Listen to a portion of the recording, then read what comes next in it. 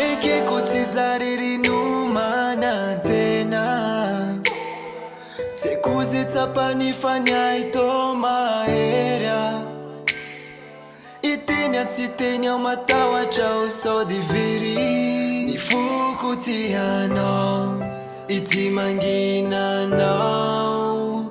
Fana dizanya zate ichucha yanya janjai Itenya no nifatisai Angina farovini njai nwana mbara kweti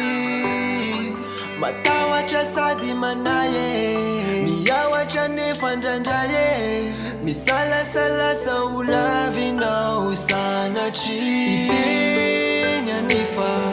tisaye kyu Itenya nefa manai Angina nefa tiaku Wera uvini njai Nuana mbaraku anaweti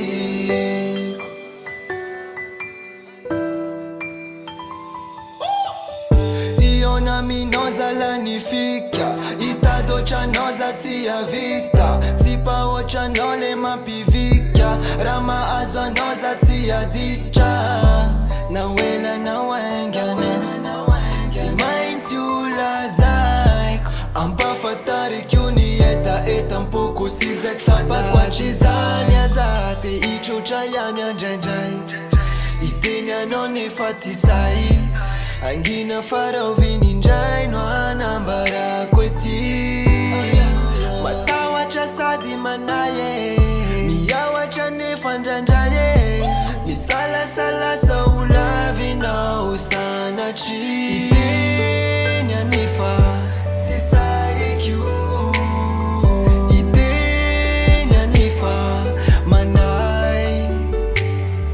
Angina nefa